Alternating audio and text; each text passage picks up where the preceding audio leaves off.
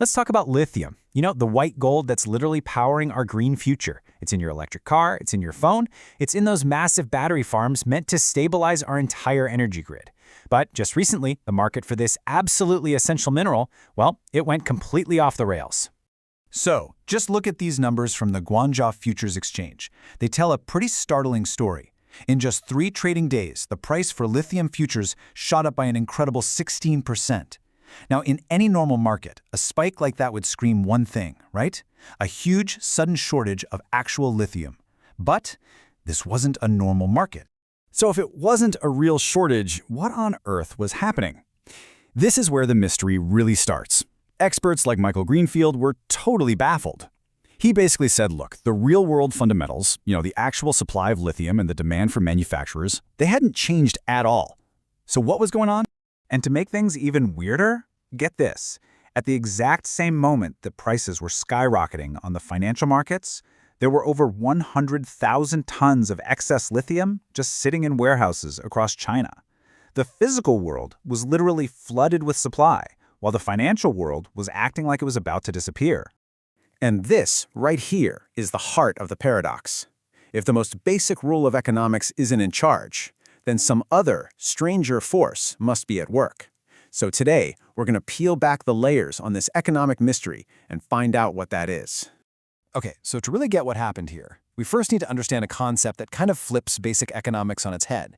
And that's the idea that scarcity isn't always a natural thing. Sometimes, it's manufactured.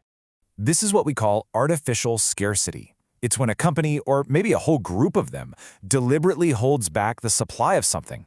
Think diamonds or maybe a patented drug, just to drive up the price and make more money, even when they could easily make a lot more. This old quote just captures it perfectly. It's the difference between physical stuff and non-physical stuff, like ideas, or in our case, financial contracts.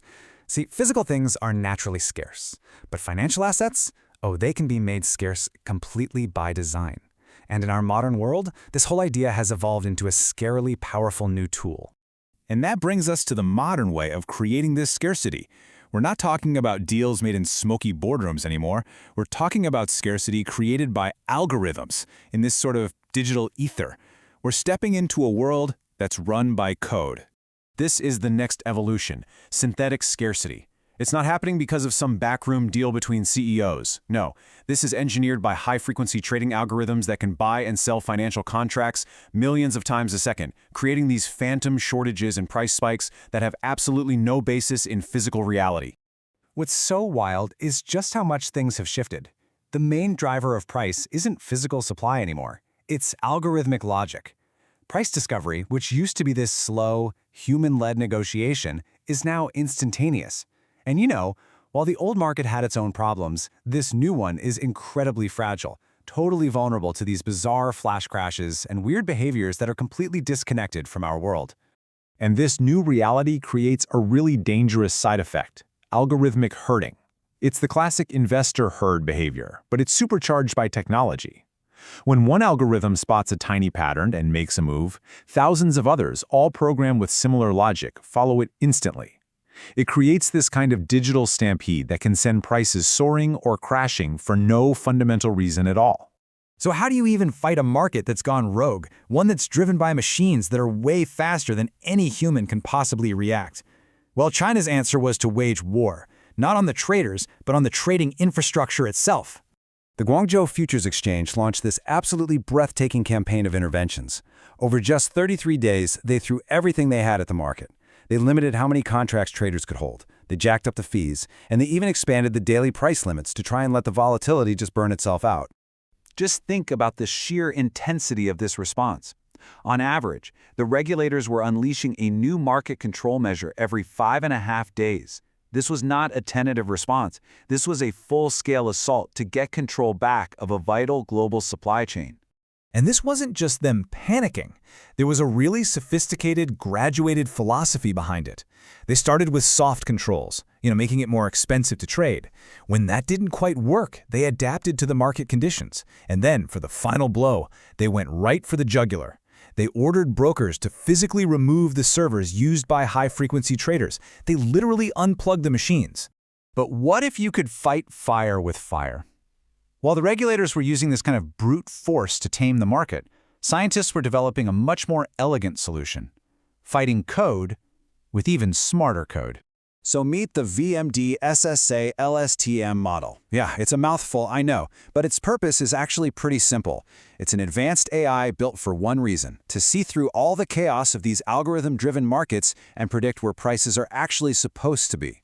So here's the simple version of how this thing works. First, that VMD part, it acts like a pair of noise-canceling headphones for data. It breaks down all the chaotic price signals and separates the high-frequency algorithmic chatter from the real underlying price trends. Then the SSA component cleverly optimizes the AI's own brain, teaching it which patterns matter and which ones it should ignore.